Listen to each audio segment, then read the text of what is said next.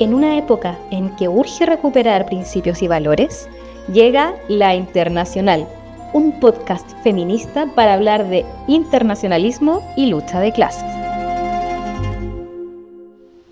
Estos diálogos feministas internacionalistas son una iniciativa que responden a un principio, a una estrategia y a un marco político que ha orientado la acción de la Coordinadora Feminista 8M desde que esta organización nace, ¿no?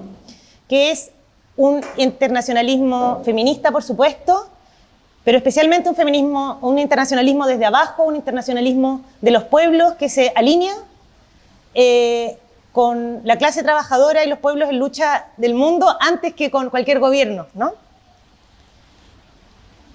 Esto nos ha llevado a sostener una posición de solidaridad internacional con luchas en distintos lugares del mundo, pero también nos ha llevado a una práctica de seguir de manera atenta los acontecimientos políticos que ocurren en otros lugares, ¿no? Hoy, en este contexto en que la derecha, la extrema derecha, las derechas fascistas, neofascistas, como queramos denominarlas, constituyen una de las amenazas más importantes que recorren el mundo y también nuestra región y por supuesto nuestro país, nos resulta muy importante poder conversar con nuestra invitada, que es de Brasil, porque la experiencia de Brasil nos marcó tempranamente en Chile, y en particularmente a la Coordinadora Feminista 8 de marzo, cuando fue en diciembre de 2018 la segunda vuelta presidencial en que resulta electo Jair Bolsonaro. Nosotras seguimos ese proceso, cuyas lecciones de manera posterior en la elección presidencial de Chile de finales del 2020 iba a ser más o menos decisiva en sus dimensiones críticas también de lo que fue el ENAO en ese momento, ¿no? Fue una experiencia que nos sirvió para tomar posición y para tomar decisiones. Por eso, para nosotras es muy valiosa la oportunidad de compartir hoy con nuestra invitada, que se llama Débora Cavalcante. Débora es una querida compañera, además, militante de resistencia y que además tiene el cargo de secretaria internacional del Partido Socialismo y Libertad, PSOL, de Brasil. Hay distintos aspectos de la trayectoria del PSOL que nos han llamado la atención, sobre los cuales vamos a conversar con Débora. Y hemos preparado algunas preguntas para eso, ¿no? Vamos a entrar, ojalá, con profundidad a ciertos temas políticos, pero tal vez una pregunta inicial, no tan profunda, tiene que ver con la caracterización de Jair Bolsonaro. El 11 de marzo va a haber un cambio de presidencia en Chile, va a asumir José Antonio Kast, ¿cierto?, en un curso en que la región está teniendo este tipo de liderazgos políticos en el gobierno, y a veces tendemos a meter en un mismo saco a todas estas ultraderechas. Entonces, nos interesa poder conocer un poco quién es Jair Bolsonaro, su característica, su perfil político, y ver si se parece más, como intuimos, a José Antonio Kast, por ejemplo, que a Javier Milei, ¿no? Bueno, antes me gustaría decir tres cositas. Primero, un agradecimiento a ustedes. Es que la Coordinadora 8M es una referencia muy grande para toda Latinoamérica, incluso Brasil, y acompañamos a ustedes, la huelga general feminista, su capacidad de movilización y organización es un ejemplo muy grande, y por eso estoy muy contenta de estar aquí con ustedes y quería mucho escucharlas, su experiencia. Bueno, voy a hablar portuñol, por eso si hay algo que no entiendan, no duden en interrumpir. Estoy acá también con otra compañera militante brasileña, que es Zelma, que ella es militante del Partido Comunista do Brasil desde 83, además es mi mamá, y si quiere hablar también, al final creo que sea bueno. Y tercero, me gustaría decir que es PSOL. Pienso que ya conocen, pero es importante para entender mi punto de vista acerca de todo. Bueno, PSOL luego celebró sus 20 años de legalización este año. nacemos 20 años atrás de una disidencia del PT, que es el partido de Lula, cuando en su primer mandato presidencial Lula presentó una reforma de las pensiones que quitaba derechos especialmente de los servidores públicos, y en este momento algunos parlamentarios del PT dijeron que no iban a votar a favor de eso, estaban en contra, y por eso fueron expulsados del PT. Y en este momento se dispusieron a la construcción de un nuevo partido de izquierda, y así nació el PSOL como un partido con una tarea de construcción de una nueva izquierda en Brasil, alternativa al PT, que sea socialista, feminista, negra, LGBT, antiimperialista. Y bueno, fuimos oposición de izquierda por los primeros años de nuestra existencia, y luego con el cambio de la situación política, con el golpe en contra de Dilma Rousseff y una suerte de cambios que tuvimos en Brasil, tuvimos también un cambio de nuestra línea política para privilegiar la unidad de los trabajadores en la lucha, para hacer resistencia primero al golpe, a luchar por la libertación de Lula, y luego después para evitar la elección de Bolsonaro y hacer oposición a su gobierno. Por eso, en 2022, nos lanzamos por primera vez un candidato presidencial y apoyamos Lula desde la primera vuelta. Es que sabíamos que sería muy difícil la elección. A pesar de todo el balance, el país estaba fracturado en dos. Finalmente, PSOL hoy tiene 300.000 afiliados, un poco más, 14 diputados nacionales, la mayoría son mujeres, y entre los partidos legales es quien tiene más mujeres en su coordinación política, electas. Y es un partido de tendencias legalizadas, y yo hago parte de una que se llama Resistencia. Bueno, y acerca de la pregunta, Bolsonaro es un ex militar de reserva que ha sido punido en los años 80 por pronunciarse públicamente contra los bajos salarios de los militares bajo la dictadura. Fue congresista por 27 años, es algo parecido con Cast, o sea, ya era una figura con mucha presencia institucional, aunque tenga logrado en 2018 presentarse a sí mismo como un nuevo proyecto. A lo largo de estos años, Bolsonaro pasó por varios partidos y no hay, hasta el día de hoy, un partido de la extrema derecha en Brasil organizado. Creo que eso es bueno, pero la verdad es que el movimiento de extrema derecha es mayor que un solo partido y está en varios. Bolsonaro es una figura que defendió mucho la tortura, los asesinatos y todos lo que hizo la dictadura militar en Brasil, y tuvo su historia política vinculada a discursos de odio en contra de las mujeres y de las personas LGBT principalmente. Bueno, pero todo eso era muy minoritario en la agenda política de Brasil. El nuevo es que en 2018 eso tenga ganado una legitimidad con el voto popular, y Bolsonaro ha sido electo como una expresión mórbida de una policrisis que estaba a esa altura muy fuerte, con una convergencia de crisis política y social y económica. La elección de Bolsonaro ha sido una reorganización profunda de la derecha y de la burguesía brasileña. Tuvimos un partido desde el término de la dictadura que ha sido el partido más importante de la derecha. Y así teníamos un cambio entre derecha e izquierda, pero Bolsonaro quitó este partido tradicional, el PSDB, está muerto hoy. Muerto. No tiene su legalidad plena, para entender. Bueno, Bolsonaro es expresión de un nuevo proyecto en Brasil, no es el mismo neoliberalismo que tuvimos antes, el mismo conservadorismo que tuvimos antes.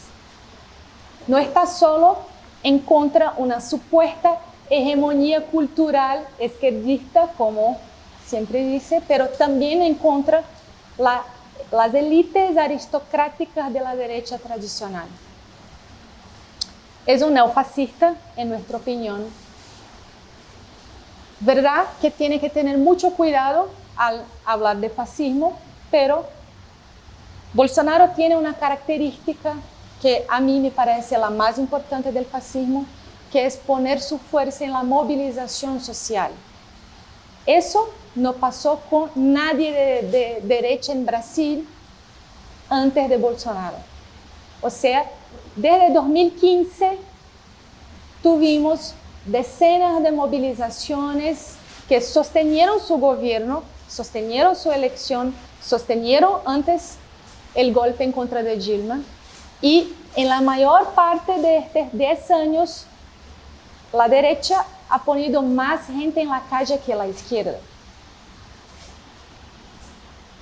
Luego, en 2018, como aquí se ve, nuestra compañera de nuestro partido, Marielle Franco, ha sido asesinada. Y en este momento no es algo común en Brasil, no es como Colombia, no sé si hay alguna compañera colombiana acá, pero no es común en Brasil este grado de violencia política. Y la violencia política, especialmente de género y raza, se ha elevado desde la muerte de Marielle, desde el asesinato de Marielle, muchísimo. Bueno, Bolsonaro no tiene un objetivo de construcción de una mayoría social en torno de consensos centristas, amorfos, ni siquiera fingió en cualquier momento que tentara una mayoría. Su objetivo siempre ha sido una construcción de una minoría cohesionada, ideológicamente cohesionada y dispuesta a la movilización social. Su punto más grave ha sido la tentativa de golpe en 8 de enero de 2023. Bueno, su base social, desde arriba hasta abajo. En la burguesía brasileña tiene mucho peso el agrobusiness y este sector está completamente conectado a Bolsonaro, lo financia, lo apoya para todo. Por eso es tan importante a Bolsonaro el ataque a todos los pocos, a las pocas barreras de preservación de la naturaleza que teníamos en Brasil, y por eso el enfrentamiento a los pueblos indígenas ha sido algo tan importante en todo su gobierno. Pero además de eso, otros sectores son más divididos, los industriales y el mercado financiero. ¿Verdad que la Federación Patronal de la Industria Nacional ha declarado apoyo a Lula en 2022? Después de eso, la mayoría de las federaciones patronales de las provincias han dicho, no, estamos con Bolsonaro. O sea, no hay una burguesía con interés nacional. Son muy rendidos, es un falso patriotismo y una falsa construcción de una nación. Pero sus bases, como el fascismo histórico, central es la pequeña burguesía, los pequeños propietarios, hasta la clase media entre los trabajadores, especialmente los más abastados y también aquellos que más crecieron durante los gobiernos del PT, que ganan en Brasil entre 3 salarios y 5 salarios, que son como una clase media emergente de los gobiernos del PT y que han sido los más fieles electoralmente al bolsonarismo. Por fin, me parece que Bolsonaro, por todo eso, está más cerca de Trump que de Le Pen, está más cerca de Cast que de Milei. Pero todos estos personajes son parte, en mi opinión, de un cambio estructural de nuestra etapa, de nuestra época histórica. Muchas gracias, Débora. Es muy interesante escucharte, es muy interesante escuchar una reflexión militante, colectiva, que tiene esta característica de militancia, de debates que pueden tener lugar en el seno de militancias partidarias. La Coordinadora Feminista 8M es un espacio social, no suele hacer actividades con representantes de partidos políticos, no es habitual. Sin embargo, la experiencia del PSOL en particular nos interesaba desde antes, porque sabemos que es un partido que cuando comienza el golpe a Dilma el 2013, era un partido pequeño y que fue creciendo sostenidamente, incluso en un contexto de avance de esta derecha que tú caracterizas como neofascista, y eso nos parece particularmente interesante, porque hay algo ahí, que es lo que nos interesa poder conocer mejor, que ha funcionado en un sentido de una izquierda, en un sentido que nos inspira. Como Coordinadora Feminista 8M hemos tenido una discusión acerca de cuáles son los objetivos que nos proponemos en el ciclo que viene con el gobierno Kast. Y una de las cuestiones que hemos formulado es necesario construir una base social amplia de oposición al próximo gobierno que mantenga al mismo tiempo un lugar de independencia respecto de los partidos progresistas que han administrado políticas neoliberales y que al mismo tiempo no tenga una posición, no sucumba a la tentación de ser conservadora, de un repliegue ante el avance de estas derechas, ¿no? Que es lo que acontece con algunas izquierdas que dicen el avance de la derecha tiene como responsable a los feminismos, al indigenismo, a la agenda de diversidades sexuales y de género, y en verdad todo eso es ajeno al pueblo que vota y por lo tanto hay que volver a meterlo al ropero. Nosotros sabemos que PSOL no solo ha logrado crecer en este ciclo de extrema derecha, sino que además ha puesto adelante y con una deliberada intención, ¿no?, a las mujeres, a las compañeras trans, a la juventud racializada. Entonces, nuestra pregunta en este punto es muy amplia, ¿no? Es ¿con qué orientación política enfrentar a estas extremas derechas, pensando, ¿no?, en todas estas dimensiones que he nombrado, y cuáles son las tensiones que aparecen al momento de construir una política de ese tipo?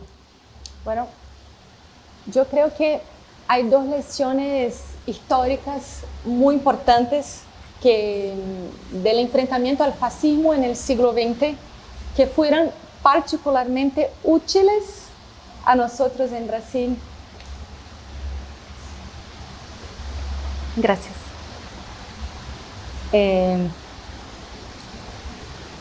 Y quería empezar por ahí. Primero, frente a figuras como Bolsonaro, movimientos como el bolsonarismo, su peligro, no podemos caer en una incredulidad institucional, o sea, creer que las instituciones de la burguesía liberal son suficientes para bajar el avance de estos proyectos, porque la verdad es que hay también una crisis de la democracia, de su sentido para las mayorías sociales, y la extrema derecha incluso es una salida, una respuesta a eso.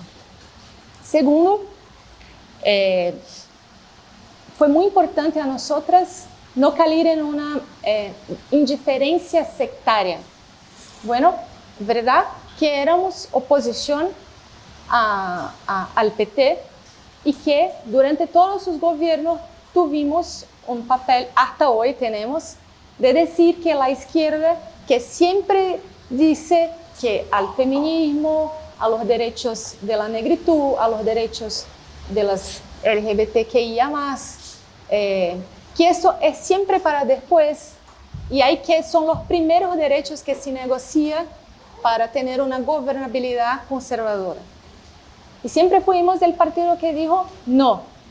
Por eso estuvimos tan conectadas con las olas del movimiento feminista, el no. Todo eso es muy polémico en la izquierda brasileña, porque somos siempre las culpadas por el surgimiento del fenómeno reaccionario lo que obvio no es verdad, pero hay que hacer la disputa en este nivel también. Pero el centro de lo que decidimos hacer, y creo que ha sido lo más decisivo para crecer a pesar de una situación tan difícil, ha sido la decisión de impulsar un frente único del movimiento social con los partidos de izquierda, con todas sus diferencias, pero creyendo que con una brújula de clases sería posible reunir revolucionarios, reformistas, la izquierda liberal, los amplios sectores al enfrentamiento decisivo en contra la extrema derecha. Aquí el llamado a la unidad no ha sido una maniobra, ha sido un gesto de honestidad política. O sea, no estábamos llamando a la unidad para que otros dicen que no, y así nosotros decimos, bueno, como están traicionando el movimiento y tal. No, ha sido un gesto de honestidad muy fuerte, y bueno, creyendo que no había ninguna bandera en sí misma reformista o revolucionaria, pero lo más importante era la articulación de banderas que pudiesen movilizar la resistencia a este avance, y así fue posible en algunos momentos ganar la lucha ideológica en contra de la extrema derecha, incluso con temas feministas.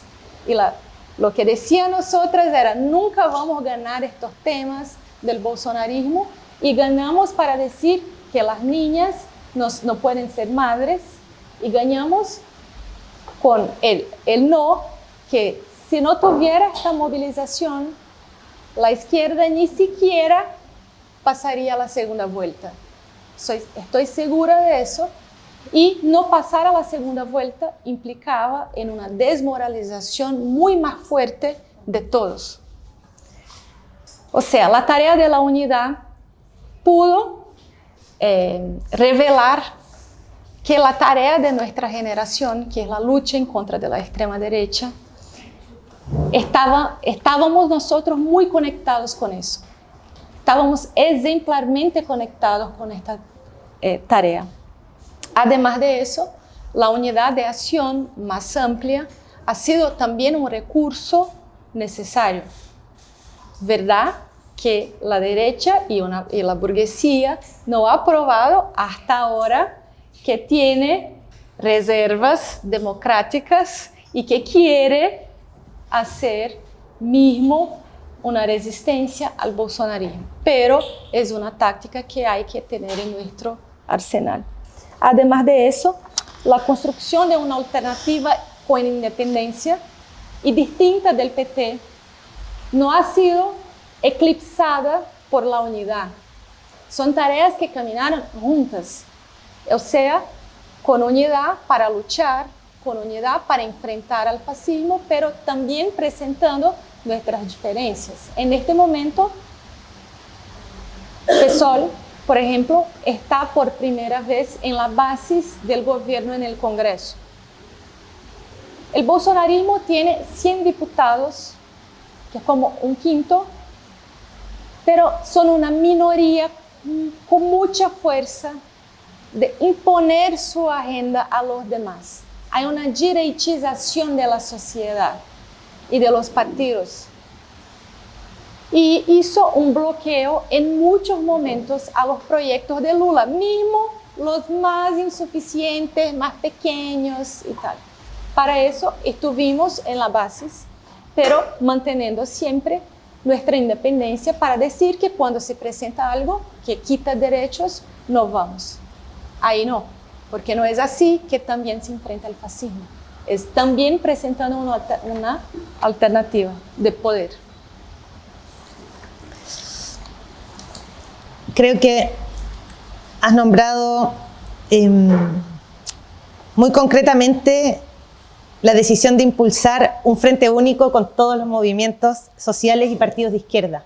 Yo me imagino que ese puede ser un momento que podamos darle más lugar y más espacio en términos concretos. ¿Qué significa hacer eso? Para la conversación que tengamos al dejar de grabar, porque eventualmente en términos prácticos es algo que nos puede servir mucho y que puede ser muy interesante. Voy a continuar de momento con algunas de las preguntas que habíamos preparado para ahora, que tiene que ver con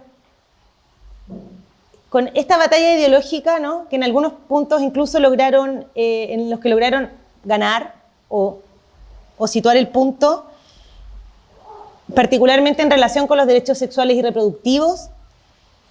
Y ya que han hecho ustedes la experiencia prácticamente completa, queríamos preguntarte qué lugar tiene los derechos de las mujeres, las demandas feministas, de las disidencias sexuales y de género en esta agenda de la ultraderecha, ¿no? O cómo se ubica esto en los proyectos de este tipo de gobiernos. Y no solo eso, también la cuestión racial. La cuestión racial en Brasil es muy importante. Tuvimos una esclavitud negra gigante. Somos la mayor comunidad de negritud fuera de África. Y bueno, todo la defensa del feminismo y el combate a lo que se llama de ideología de género es un elemento, probablemente uno de los más movilizadores de la extrema derecha en Brasil. Somos un país muy cristiano.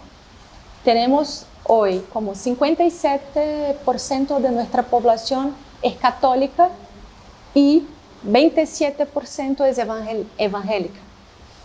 Y bueno, como Chile, hace décadas tuvimos una fuerte presencia de la izquierda dentro de la izquierda de la Iglesia Católica, con la teología de la libertación, etc. Pero eso hoy es muy, muy, muy minoritario. Y aquellos que están aún con ideas más progresistas están sobre una persecución muy fuerte en Brasil.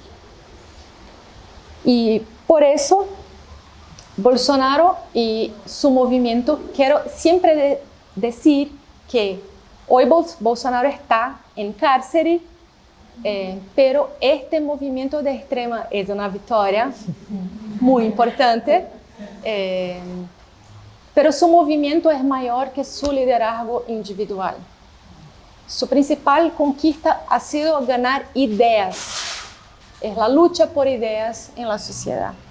Bueno, y Bolsonaro tuvo la capacidad, su movimiento de articulación de una ferida, de un privilegio perdido de la blanquitud, de hombres que tenían mucho, poco o nada, o eran nadie, pero tenían eso, este privilegio. Y la idea de que el progresismo woke en los Estados Unidos, pero el progresismo, el feminismo, quitó las oportunidades a estos hombres, ha sido algo muy importante para toda su capacidad de movilización. Su gobierno golpeó estructuras y políticas públicas de estas tres áreas, racial, LGBT y de género, con mucha fuerza, de varias formas, más histriónicas o menos, pero no solo con una bajada de investimiento muy grande. Eso es importante. Para tener idea, las políticas del HIV, de la AIDS, no, bueno. ¿En inglés? ¿En inglés? AIDS.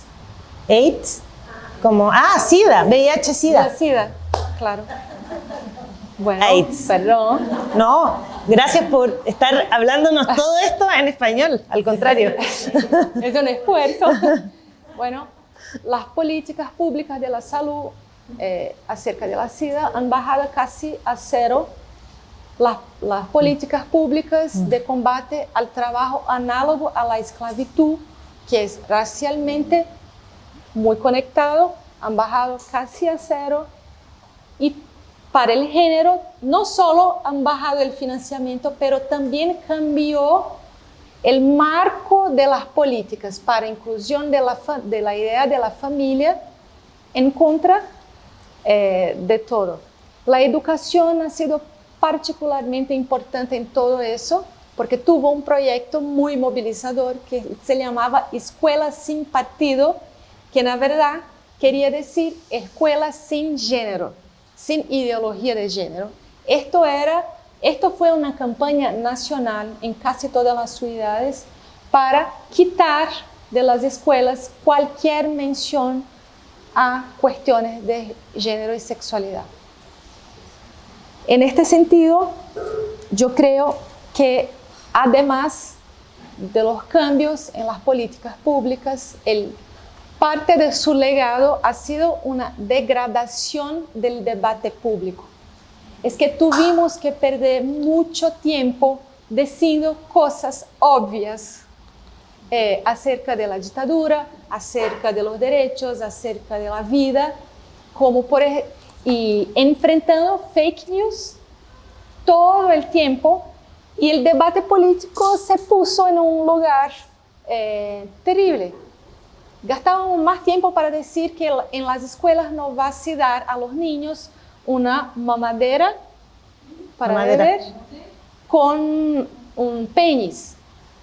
Claro. Esta idea es increíble, yo sé, pero ha sido muy, muy fuerte en Brasil. Con el órgano masculino. Sí, un pene, una mamadera con un pene. Sí. La idea de que el PT y el progresismo estaba dando eso a los niños para que desde muy pequeños, y que en las escuelas se está ensinando a los niños a virar en trans.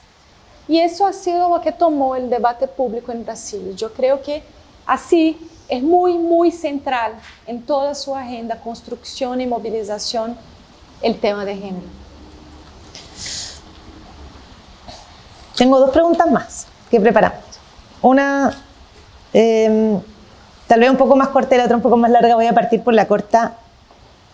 En esta idea de hemos tenido que dedicar mucho tiempo a desmentir cuestiones obvias, entre ellas el negacionismo respecto de la dictadura militar.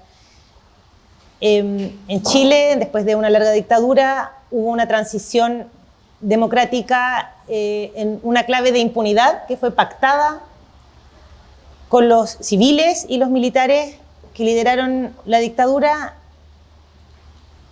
pero al mismo tiempo hubo una política de establecer verdad oficial respecto de los crímenes y violaciones de los derechos humanos acontecidos en todo ese periodo. Durante un tiempo importante eso tuvo un peso en la configuración de un sentido común de masas en Chile, ¿no?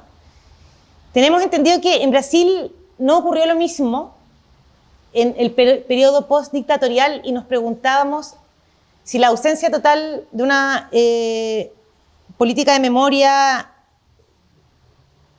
y la existencia de este negacionismo, ¿no?, de alguna manera puede haber jugado un rol en el importante avance o rápido avance que tuvo Bolsonaro. Yo creo que sí. En Brasil tuvimos una transición lenta, gradual, negociada y con una amnistía irrestricta, completa, a los milicos, a los militares que hicieron parte de la dictadura. Nadie fue punido. No tuvimos una política de memoria, verdad y justicia hasta el gobierno de Dilma en 2011, que logró hacer la primera comisión de la verdad en Brasil, después de muchos años del término de la dictadura. Y esa es una de las razones de las cuales la oposición a Dilma se amplió en este periodo. No solo los militares hicieron una campaña en contra de Dilma por eso, pero ha sido un punto que bajó su popularidad. La primera vez en nuestra historia completa de 500 años que un militar ha sido punido por un intento golpista ha sido ahora, y por eso estamos muy orgullosos, que es por la tentativa de golpe de 8 de enero de 2023. Tuvimos 10 capitanes, generales y estos tipos que estaban envolvidos no solo en una tentativa de golpe de Estado ahí, que buscaba con movilización parar la sesión que daría pose al nuevo gobierno Lula, pero también asesinar Lula, el vicepresidente y el ministro de la Suprema Corte, que ha sido más importante en todos los procesos en contra Bolsonaro y ahora después por su condenación. Bueno, tuvimos, a pesar de eso, aunque no tengamos una política de memoria sostenida por el Estado, tuvimos también resistencias importantes desde abajo por construcción de esta memoria, y ahora estamos en un momento en que tuvimos 2 películas brasileñas premiadas hablando del tema de la dictadura militar en Brasil, y por eso recomiendo a todos ustedes que asistan. No es fácil que los yanquis reconozcan nuestra cultura, nuestras películas, como algo así valorizar, pero esto ha sido importante. Al final, creo que mismo países como Alemania, que tuvieron una política de Estado muy fuerte de memoria después del nazismo, no están totalmente inmunes. Mismo allá, que hay muchos museos, una historia contada muchas veces. El segundo partido más importante hoy en el Congreso alemán es la AfD, que ha dicho varias veces que Hitler era un socialista, un comunista, que es el clásico negacionismo que se dice, y que, bueno, con un programa que habla incluso de la remigración, que es un plan no solo de deportación de los ilegales, pero de generaciones que viven hace muchos años en Alemania, y mismo allá la extrema derecha tiene fuerza, o sea, hay pocas vacunas en general que no sean fruto de una gran resistencia popular y social.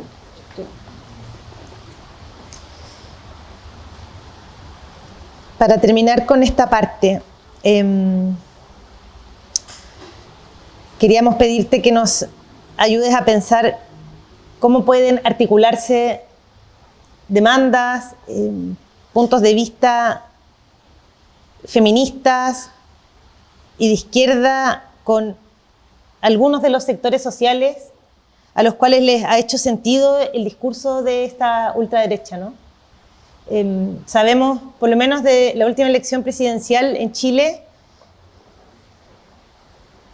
hay un recorrido ahí distinto que tiene que ver también con reformas al sistema político en el país y al voto, pero Kast tiene una masa votante importante en los sectores más pobres del país, ¿no?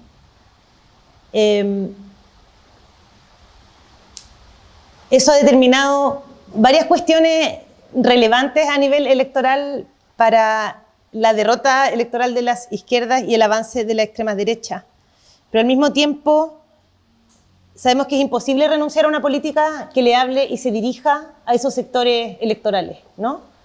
No sé, desde la experiencia de Brasil, si nos pudieras contar algo. Bueno, tenemos que hacer mucha experimentación y ustedes ahora van también a decir a nosotras qué hacer en este sentido, porque la verdad es que cómo disputar la base de la extrema derecha es la gran cuestión a todos nosotros, nosotras. Y la verdad es que en Brasil, hace 10 años, más o menos, que el país está compartido en dos. Y las encuestas de varios tipos de cuestiones han sostenido un poco la idea de que hay dos Brasiles que están zurdos uno con otro, y hay mucha dificultad de comunicación. Y la verdad, la ciencia, no es siempre suficiente. O sea, hay mucha gente que escucha y repasa fake news, que mismo sabiendo que no es verdad, porque no le interesa la verdad, le interesa la movilización. Esto es un fenómeno increíble. Y yo creo que las mujeres son una de las claves donde más logramos llegar a esta base, por dos razones. Primero, como muchos países, también en Brasil, creo que en Chile, en todas las generaciones, las mujeres han sido el voto en contra de la extrema derecha más importante en todas las edades. O sea, las mujeres están más abiertas a escuchar y a resistir. Hay un fenómeno que en la Europa se llama gender gap, que es muy fuerte en Brasil también. O sea, en cada generación la distinción entre hombres y mujeres, y cuanto más joven, mayor esta distinción. Esto se pasa y en Brasil hay muchas conexiones, no solo culturales, pero también políticas y electorales. Cuanto más joven, más la distinción es grande. O sea, los pibes, no sé si se llama pibes, los jóvenes, hombres, especialmente blancos, están muy disponibles a las ideas de la extrema derecha. Pero aún bien, las mujeres jóvenes no están en su mayoría. Yo creo que por eso ha sido posible desde el movimiento feminista hacer un grado de articulación con mujeres incluso de derecha más amplio en el Congreso y en otras partes. Por ejemplo, en este 8 de marzo hicimos poco después un festival Mujeres en Luchas con una compañera principal movilizadora, Manuela Dávila, que es una de las principales feministas de Brasil y a poco está afiliada al PSOL. Estamos muy contentos con eso. Y ella llamó un evento y ha proponido para las mujeres, concejales, diputadas, cualquiera que sea, lanzar proyectos de interés de las mujeres. Y para nuestra sorpresa, mujeres incluso de partidos de derecha en pequeñas ciudades que están allá porque no hay mucha alternativa, han dicho, bueno, yo quiero hacer la defensa del abono salarial para que las mujeres puedan llevar sus niños al hospital sin tener una falta al trabajo. Quiero hacer un pedido para que las tenga creche universal en mi ciudad, creche, en la escuela para los bebés, los más. Además, las mujeres, sincero con eso, desde el punto de vista de la movilización orgánica social, han sido también más presentes. Es increíble que una parte de la izquierda, especialmente la izquierda liberal, pero no solo, no consiga ver la preciosidad que hay ahí para furar bloqueos, porque de verdad las mujeres sienten más la ausencia del Estado, sienten más los efectos del aumento del belicismo, de que tengan más armas, liberación de armas en el gobierno de Bolsonaro, que las policías en Brasil tengan más derecho de matar, porque quien va a morir son sus pibes, jóvenes, negros. O sea, hay muchas razones para que las mujeres estén más abiertas a resistir. Y creo que esta es una clave muy central. Y aquí en Chile, como ustedes ya probaron muchas veces, también van a hacer mucha experimentación y queremos escuchar, aprender. Y es posible vencer, a pesar de todo eso, yo creo mucho que es posible vencer, hacer alianzas del movimiento feminista con la Frente Única en general, y poner las mujeres a frente de la resistencia. Y creo que así es posible vencer. Ha sido muy oportuno el poder encontrarnos ahora. Es una instancia muy formativa para todas nosotras, nosotros y nosotres. Agradecemos enormemente tu disposición y gracias por cerrar también con un mensaje que nos moraliza en un contexto que es difícil, ¿no? Nos cuesta, pero también nos negamos a renunciar a la idea de que podemos vencerlos. Esto fue La Internacional, un podcast del Comité Internacionalista de la Coordinadora Feminista 8M. Síguenos por las redes sociales de la Coordinadora y escucha nuestros episodios por Mixcloud y YouTube.